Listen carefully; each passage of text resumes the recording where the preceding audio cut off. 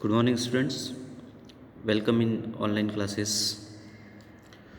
Student, today we are going to continue with activity number 5.6.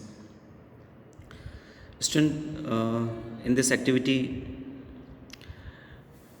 we have to demonstrate that plasmolysis occur in living cell. यानी object जो है अपना इस activity का आपको demonstrate करना है कि प्लाज्मोलाइसिस जो प्रोसेस है वो लिविंग सेल के अंदर ही होता है।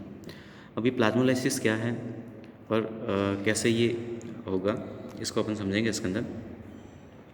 तो रिक्वायरमेंट आपका इस एक्टिविटी के अंदर हो जाएगा, एक तो फ्रेश लीव्स है, वाटर, शुगर या salt solution, glass light, cover slip, microscope, ये सारे जो है आपको चाहिए होंगे लैब के अंदर। प्रोसीजर क्या करना है अपने को, एक लीफ लेना है, रोहियो जो है प्लांट है, इसकी पर्पल कलर की लीफ होती है, उस लीफ को जो है आपको थोड़ा ट्विस्ट करना है और इसको टीयर करके उसमें से उसका पिल जो है, जैसे अपन ऑनियन का पिल आउट करते हैं वैसे ही उसमें से एक पिल उसका छिलका होता है ऊपर का, उसको रिमूव करते हैं और उसको वाटर ग्लास के अंदर उसको डाल देते हैं उसको, ठीक है। उसके बाद में जो है अपने को थोड़ा सा एक पीस कट करके जो है वो ऑब्ज़र्व करना है हाई माइक्रोस्कोप के नीचे स्लाइड पे रख के। ऑब्जर्वेशन के अंदर आप देखोगे जो है रोहियो जो पिल है, तो रोहियो जो पिल का जो सेल्स है वो क्लोजली पैक्ड आपको नज़र आएगा इसके अंदर, सेलुलर कंपोनेंट जो अपीयर, और उसका जो सेलुलर कंपोनेंट है वो पर्पल कलर का नज़र आएगा क्योंकि इसके अंदर जो है पर्पल कलर का पिगमेंट्स प्रेजेंट होता है। तो ये इस लीफ के अंदर ग्रीन कलर का पिगमेंट्स प्रेजेंट रहेगा जिसको अपन क्लोरोप्लास्ट के अंदर जो है प्रेजेंट रहेगा ग्रीन कलर का पिगमेंट, क्लियर। अब क्या करना है आपको, प्लाज्मोलाइसिस की प्रोसेस को अगर देखना है तो जो आपने स्लाइड के ऊपर जो आपने पिल का जो टुकड़ा रखा है उसके ऊपर आपको थोड़ा सा स्ट्रॉन्ग सॉल्यूशन या तो शुगर का या फिर सॉल्ट का सॉल्यूशन की कुछ ड्रॉप्स उसके ऊपर डाल देनी है स्लाइड के ऊपर और वेट करना है कुछ मिनट के लिए एंड देन अगेन आपको ऑब्जर्व करना है। तो अब जब पहले जो पिल को ऑब्जर्व कर रहे थे तो उस टाइम आपको कुछ ये स्ट्रक्चर नज़र आ रही थी माइक्रोस्कोप के नीचे, तो इसके अंदर आपको पर्पल कलर की ये सारी जो सेल्स है नज़र आ रही है। इसके अंदर जो साइटोप्लाज्म है वो पूरा फैला हुआ है, ये जो आपको डार्क नज़र आ रहा है ये न्यूक्लियस है, ठीक है। अब यहाँ पे साइटोप्लाज्म जो है वो आपको अलग नज़र नहीं आ रहा, लेकिन अपन जैसे ही उसके ऊपर शुगर या सॉल्ट सॉल्यूशन आप डाल देंगे तो कुछ टाइम के बाद में आप देखोगे कि ये जो सेल्स थी, इस सेल्स का जो जो साइटोप्लाज्म है वो पहले पूरे में फैला हुआ था, तो इसमें जैसे ही आप शुगर या सॉल्ट सॉल्यूशन डालोगे तो एक्सोऑस्मोसिस के थ्रू इसमें से वाटर जो है वो बाहर आ जाएगा सेल्स का। तो इससे क्या होगा, जो साइटोप्लाज्म है वो सेल वॉल से डिटैच होके एक जगह पे ये इकट्ठा होना शुरू हो जाएगा, ठीक है। तो ये जो प्रोसेस है जिसके अंदर ये जो साइटोप्लाज्म है वो एक सेल वॉल से अलग होके जो है वो एक जगह पे जो है कंडेंस हो जाता है, इसको अपन बोलते हैं प्लाज्मोलाइसिस। तो यहाँ पे ये जो सेल्स है वो प्लाज्मोलाइज्ड सेल है, टर्जिड यानी ये फूली हुई सेल्स है, क्लियर। तो ये आप ऑब्जर्वेशन देखेंगे जब आप जो है उसके ऊपर सॉल्ट सॉल्यूशन डालेंगे। अब थर्ड स्टेप के अंदर आपको क्या करना है, इस रोहियो जो लीव्स है इसको आपको क्या करना है कि लीव को पहले बॉइलिंग वाटर के अंदर रखना है, गर्म पानी के अंदर डाल देना, जिससे क्या होगी इसकी सेल्स जो है वो किल हो जाएगी। और अब वापस वही पिल लेना है उसका और उसको जो है स्लाइड के ऊपर आपको रख के ऑब्जर्व करना है और उसके बाद में आपको जो है वही जो है उसके ऊपर स्ट्रॉन्ग सॉल्यूशन या शुगर या सॉल्ट सॉल्यूशन डाल के इसके अंदर वापस आपको लिप को जो है ऑब्जर्व करना है। तो इसके अंदर आप जब बॉइल्ड लीफ का जो पिल लेके आप इसको देखोगे तो इस टाइम आपको कोई भी प्लाज्मोलाइसिस देखने को नहीं मिलेगा।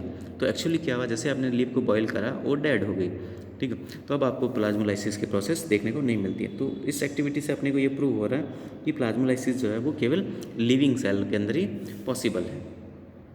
नेक्स्ट लेते हैं, अब ये प्लाज्मोलाइसिस और डीप्लाज्मोलाइसिस का यहाँ पे अलग से आपको एक्सप्लेन करा है। तो plasmolysis if a plant cell is placed in a strong sugar या salt solution which is having concentration higher than the cell cell, यानी अगर किसी प्लांट सेल को जो है अपन हायर कंसंट्रेशन का जो सॉल्यूशन के अंदर रखें जिसका कंसंट्रेशन जो है सेल सेप यानी साइटोप्लाज्म के कंपेयर में हाई है, then water from the cell sap flow out, तो इसमें से जो वाटर होगा सेल का वो फ्लो आउट होगा due to exosmosis, and this loss of water from the cell sap causes concentration of the protoplasm of the cell. तो इस वजह से जो है वो प्रोटोप्लाज्म का जो है वो कंसंट्रेट होने लग जाएगा और ultimately protoplasm of the cell separate from the cell wall. और अल्टीमेटली क्या होगा कि जो प्रोटोप्लाज्म है ऑफ द सेल का वो सेपरेट हो जाएगा सेल वॉल से एंड ये स्पेरिकल जो है सेप के अंदर आपको एज्यूम या नज़र आएगा। This condition is known as plasmolysis. तो इसी कंडीशन को अपन बोलते हैं प्लाज्मोलाइसिस। तो space between cell wall and ये प्रोटोप्लाज्म। तो ये जब आपको प्लाज्मोलाइज्ड सेल है नॉर्मल कंडीशन में इस तरह से होगी, इसमें से वाटर बाहर निकल जाएगा तो ये पूरा जब इकट्ठा हो जाएगा तो ऐसी कंडीशन आ जाएगी आपको। तो ये प्लाज्मोलाइसिस हो गया। और during the plasmolysis the cell wall does not shrink. अब देखिएगा प्लांट सेल है तो सेल वॉल होगा तो सेल वॉल जो है वो श्रिंक नहीं होता क्योंकि ये रिजिड होती है, डेड होती है। However it is permeable to allow the external solution to enter in the it. But ये जो है वो अलाउ करती है एक्सटर्नल सॉल्यूशन को एंटर करने के लिए डेड होने के बावजूद भी and fill the space between the shrinks protoplasm and cell. यानी जो ये स्पेस यहाँ पे बनेगा इस स्पेस को फिल करने के लिए जो एक्सटर्नल सॉल्यूशन है वो इसके अंदर सेल वॉल के थ्रू होकर एंटर कर सकता है इसके अंदर। This plasmolized cell and the space between the protoplasm and cell wall is occupied by the external solution plus water। तो ये बाहर से जो आएगा उसको अपन प्लस वाटर बोलते हैं ना, has come out of the protoplasm. अब नेक्स्ट लेते हैं अपन इसके अंदर डीप्लाज्मोलाइसिस। डीप्लाज्मोलाइसिस तो प्लाज्मोलाइसिस के अंदर तो हमने क्या देखा कि जो वाटर था वो उसमें से जो है साइटोप्लाज्म में से निकल के बाहर आ गया इसमें से, ठीक है, एक्सोस्मोसिस के थ्रू जो यहाँ पे भी फील हो सकता है सेल वॉल और इसके बीच में, और बाहर भी निकल सकता है। अब डीप्लाज्मोलाइसिस के अंदर अगर अपन इसी प्लाज्मोलाइज सेल को अगर अपन वापस वाटर के अंदर प्लेस करते हैं, रख दें उसको, या हाइपोटोनिक सॉल्यूशन के अंदर रख दें, हाइपोटोनिक यानी लेस कंसंट्रेटेड सॉल्यूशन के अंदर रख दें, तो वाटर इसके अंदर एंटर करेगा ड्यू टू एंडोऑस्मोसिस और protoplasm as well as the cell wall all attend the original form. तो इसका जो प्रोटोप्लाज्म है और सेल जो है वो उसके ओरिजिनल फॉर्म में आ जाएगी, ओरिजिनल शेप के अंदर आ जाएगी। और this phenomena is known as deplasmolysis. और इसी फिनोमेना को अपन बोलते हैं डीप्लाज्मोलाइसिस। ओके, अब ये तो एक एक्टिविटी हो गया आपका। अब नेक्स्ट है जो टॉपिक है वो है न्यूक्लियस। देखिएगा न्यूक्लियस जो है सेल का जो है डायरेक्टर बोला जाता है, यानी डायरेक्टर ऑफ सेल भी बोलते हैं इसको। क्यों बोलते हैं डायरेक्टर ऑफ सेल? इसका रीज़न ये है कि न्यूक्लियस जो है पूरी सेल की जितनी भी एक्टिविटीज़ होती है उसको कंट्रोल करने का काम जो है वो न्यूक्लियस करता है, इसलिए इसको अपन डायरेक्टर ऑफ सेल भी बोलते हैं। Nucleus most conspicuous and the largest organelle of the eukaryotic cell. Eukaryotic cell के अंदर ही मिलेगा आपको और ये विजिबल होगा under the light microscope and it is a fine structure has been revealed. और इसका और ज़्यादा स्ट्रक्चर आपको डिटेल में देखना तो इलेक्ट्रॉन माइक्रोस्कोप का यूज़ करेंगे। Nucleus can be called controlling centre of the cell. तो न्यूक्लियस को जो है वो कंट्रोलिंग सेंटर ऑफ सेल बोल सकते हैं सिंस इट कंटेन क्रोमोसोम, क्योंकि इसके अंदर क्या होते हैं, क्रोमोसोम्स होते हैं एंड जीन्स होते हैं which control all activities of individual cell. क्योंकि कंट्रोलिंग सेंटर इसको ले बोलते हैं क्योंकि ये सारे जो सेल्स की एक्टिविटी को कंट्रोल करती है। इसके अंदर क्रोमोसोम्स होते हैं, जीन्स होते हैं ना, और ये क्रोमोसोम और जीन जो होते हैं ये सारी एक्टिविटी को कंट्रोल करते हैं ऑफ इंडिविजुअल सेल। स्टेनिंग करके अपन इसको और ज़्यादा क्लियरली इसको देख सकते हैं। तो इसका जो न्यूक्लियस का स्टेनिंग करने के लिए जो स्टेन यूज़ करेंगे अपन वो है एसिटोकार्बाइन। एसिटोकार्बाइन के द्वारा अपन इसका स्टेनिंग करके इजीली क्लियरली विजिबल ये हो जाएगा। ये रिमेंबर करने का आपको पॉइंट्स हैं यहाँ पे देखिएगा स्टूडेंट। मैच्योर जो आरबीसी होती है मैमल्स की और सीव ट्यूब होती है प्लांट्स के अंदर, तो इनके अंदर न्यूक्लियस एब्सेंट होता है, ये न्यूक्लिएटेड होती है। इसके अलावा striated muscles cells have many nuclear. Striated muscles जो होती है उसके अंदर बहुत सारी, एक सेल के अंदर ज़्यादा न्यूक्लियर होते हैं तो मल्टी न्यूक्लिएटेड होती है। Structure the nucleus is made up of following part. अब देखिए इसका जो न्यूक्लियस का स्ट्रक्चर अपन डिस्कस कर रहे हैं, तो न्यूक्लियस के मेनली जो पार्ट है, एक तो न्यूक्लियर एनवेलप या कैरियोथिका बोल रहे हैं, उसका न्यूक्लियर सैप या कैरियो लिम्फ या न्यूक्लियोप्लाज्म बोल रहे हैं, क्रोमेटिन मटेरियल होगा और न्यूक्लियोलस होगा। स्ट्रक्चर को समझिएगा स्टूडेंट। ये यहाँ पे आपको एक डबल मेम्ब्रेन नज़र आ रही है, एक आउटर और इनर। तो ये जो है इसकी न्यूक्लियर मेम्ब्रेन हो गई। तो एक आउटर मेम्ब्रेन है, एक इनर मेम्ब्रेन है। आउटर मेम्ब्रेन के साथ में आप देखिए ये जो डॉट डॉट आपको नजर आ रहा है ये एक्चुअली राइबोसोम्स अटैच है और इस मेम्ब्रेन से ये जो बाउंड है, अटैच है स्ट्रक्चर, ये एंडोप्लाज्मिक रेटिकुलम है। और इसके साथ राइबोसोम अटैच हो गए तो ये रफ एंडोप्लाज्मिक रेटिकुलम हो गया, ठीक है। अब ये जो न्यूक्लियर मेम्ब्रेन है आउटर इनर, इनके बीच में देखिए आपको यहाँ पे जो गैप नज़र आ रहे हैं, ये स्पेस जो है वो न्यूक्लियर पोर बोला जाएगा। तो ये न्यूक्लियर पोर्स आपको नज़र आ रहे हैं इसके अंदर। और दोनों मेम्ब्रेन के बीच में जो स्पेस आपको नज़र आ रहा है, यानी आउटर और इनर मेम्ब्रेन के बीच में जो स्पेस है उसको पेरी न्यूक्लियर स्पेस बोल रहे हैं, पेरी न्यूक्लियर स्पेस बोलेंगे, ठीक है। अब नेक्स्ट देखिए इसके अंदर न्यूक्लियोप्लाज्म इसके अंदर फिल होगा, है ना। और इसके अलावा इसके अंदर न्यूक्लियोलाई या न्यूक्लियोलस होते हैं, और क्रोमेटिन जो है इसके अंदर फाइबर्स के फॉर्म में होते हैं। जब सेल डिवीज़न होगा तो वो ये क्रोमोसोम बनाएगा। तो ये स्ट्रक्चर यहाँ पे हमने डिस्कस करा, इसके अंदर अपने 1 बाय 1 लेते हैं। न्यूक्लियर एनवलप की बात करते हैं। तो न्यूक्लियर एनवलप यानी न्यूक्लियर मेम्ब्रेन है या कैरियोथिका हो गया। तो ये डबल मेम्ब्रेनस कवरिंग होती है, सेपरेट करती है न्यूक्लियस को फ्रॉम साइटोप्लाज्म, यानी साइटोप्लाज्म और न्यूक्लियस के बीच में जो है ये बाउंड्री होती है। And the space between two nuclear membrane is called peri nuclear space. और दोनों मेम्ब्रेन के बीच का जो स्पेस है उसको अपन पेरी न्यूक्लियर स्पेस बोलते हैं। These are discontinuous covering. तो ये कंटिन्यू नहीं होती क्योंकि इसके बीच बीच में कुछ परफोरेटेड न्यूक्लियर पोर्स होते हैं। न्यूक्लियर पोर्स जो होते हैं वो अलाउ करते हैं मटेरियल्स को बिटवीन न्यूक्लियस एंड साइटोप्लाज्म, यानी ये जो न्यूक्लियर पोर है अपने यहाँ पे बताया, इसके थ्रू जो मटेरियल जो है साइटोप्लाज्म से अंदर या न्यूक्लियस से साइटोप्लाज्म में जा सकते हैं, ठीक है। और इसके अलावा देखिएगा the outer membrane of the nuclear envelope is usually connected with endoplasmic reticulum. अभी हमने बताया कि जो ये आउटर मेम्ब्रेन है वो एंडोप्लाज्मिक रेटिकुलम के साथ में कनेक्ट होती है, और इसके साथ में राइबोसोम भी होते हैं। नेक्स्ट लेते हैं अपन न्यूक्लियोप्लाज्म या न्यूक्लियर सेप। न्यूक्लियस के अंदर जो फील्ड है न्यूक्लियोप्लाज्म बोलेंगे तो ट्रांसपेरेंट होता है, homogeneous semi fluid colloidal ground substance होता है, present inside the nuclear membrane in which chromatin and nucleolus are embedded. तो ये जो transparent homogeneous semi fluid colloidal substance होता है इनसाइड द न्यूक्लियर मेम्ब्रेन, इसके अंदर जो है क्रोमेटिन फाइबर्स होते हैं, और न्यूक्लियोलस भी इसके अंदर जो है एम्बेडेड रहता है दसा हुआ। न्यूक्लियोलस के बारे में बात करते हैं।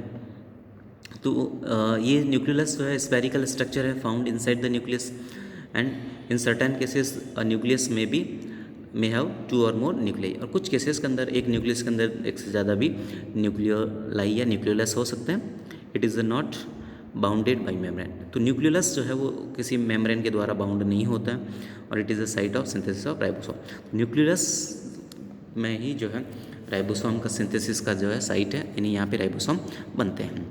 क्रोमेटिन मटेरियल के बारे में बात करें तो क्रोमेटिन मटेरियल जो है वो थिन थ्रेड लाइक है ना, और इंटरट्विन्ड आपस में जो है गुच्छे हुए substance composed of the genetic substance DNA. तो ये किसका बना होता है? डीएनए यानी डीऑक्सीराइबोन्यूक्लिक एसिड का, एंड प्रोटीन हिस्टोन प्रोटीन इसके अंदर होती है, नॉन हिस्टोन प्रोटीन भी साथ में होती है।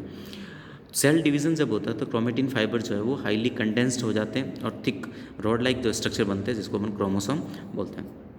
अब क्रोमोसोम्स जो होते हैं during cell division the chromatin fibre condense by the स्पाइरेलेशन।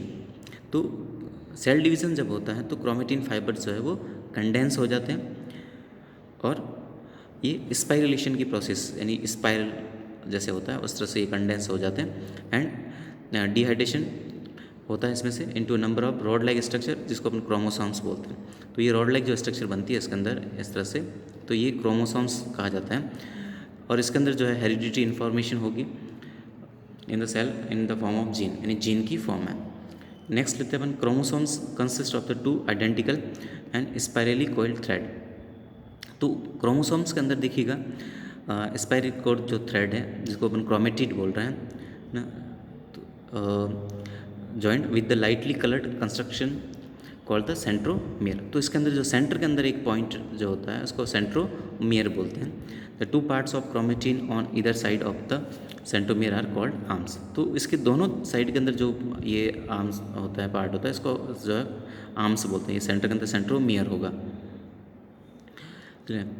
Next है जेनेटिक इन्फॉर्मेशन जो होती है एक्चुअली वो डीएनए के अंदर होती है, और डीएनए का एक सेगमेंट जो होता है वो एज ए जीन फंक्शन करता है। जीन जो है वो अरेंज होता है इन लीनियर फैशन, एक लीनियर फैशन के अंदर डीएनए के ऊपर या क्रोमोसोम में, और they contain all the information necessary for functioning, growth, repair and reproduction.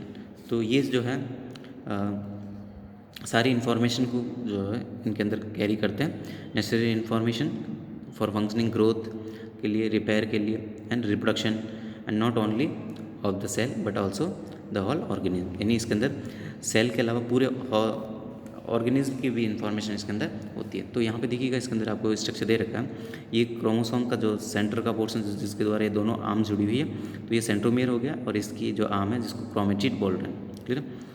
अब क्रोमोसोम्स हमने यहाँ पे डिस्कस कर लिया, न्यूक्लियस के बारे में हो गया डिस्कशन। अब नेक्स्ट इसके अंदर अपना जो टॉपिक आएगा types of chromosomes, upon next class के अंदर डिस्कस करेंगे। यहाँ पे देखिएगा ट्राई और सेल के अंदर आपको फिल इन द ब्लैंक्स दिया है स्टूडेंट, ये देख लीजिए एक बार। फिल इन द ब्लैंक दिया है, for the first time studied that the cell arises from pre existing cell. तो सेल जो है वो प्री एग्जिस्टिंग सेल से अराइज होती है, ये रोडोल्फ विर्चोव ने बताया था। Energy in the form of ATP is needed for active transport, तो in the form of ATP आ जाएगा। Plant cell have a protective rigid cell wall आ जाएगा इसके अंदर, in addition to cell membrane. तो सेल मेम्ब्रेन के बाद जो है सेल वॉल होती है। और the cell theory was propose by M Schleiden and T Schwann ने दिया था। और the main function area of the cell are, तो सेल के मेन फंक्शनल एरिया साइटोप्लाज्म होगा, न्यूक्लियस और सेल मेम्ब्रेन, ये main functional area of cell membrane हो जाता है। तो एक तो ये आपका होमवर्क हो जाता है। इसके अलावा जो है आपको एक क्वेश्चन और करना है, explain the structure of nucleus. Explain the structure of nucleus. तो न्यूक्लियस के बारे में यहाँ से आप लिखना शुरू करेंगे, यहाँ तक लिखेंगे आप ये, और उसके बाद में जो है आपको स्ट्रक्चर ड्रॉ करना है। ये स्ट्रक्चर वाला पॉइंट, ये पॉइंट लिख के स्ट्रक्चर ड्रॉ करना है, और न्यूक्लियर एनवलप के बारे में पूरा लिखना है, न्यूक्लियोप्लाज्म के बारे में पूरा लिखना है, न्यूक्लियोलस, क्रोमेटिन मटेरियल, क्रोमोसोम, और क्रोमोसोम्स के बारे में लिखना है इसके अंदर, बस यहीं तक लिखना है। ठीक है, ये तो हो जाएगा स्ट्रक्चर ऑफ जो है न्यूक्लियस और स्ट्रक्चर ऑफ न्यूक्लियस। क्लियर। तो ये आपके लिए होमवर्क हो जाएगा, एक तो ये फिल इन द ब्लैंक्स और एक explain the structure of nucleus. तो इसका ड्राइंग भी आपको करना है। तो यही आपके लिए आज का होमवर्क होगा स्टूडेंट्स। Thank you.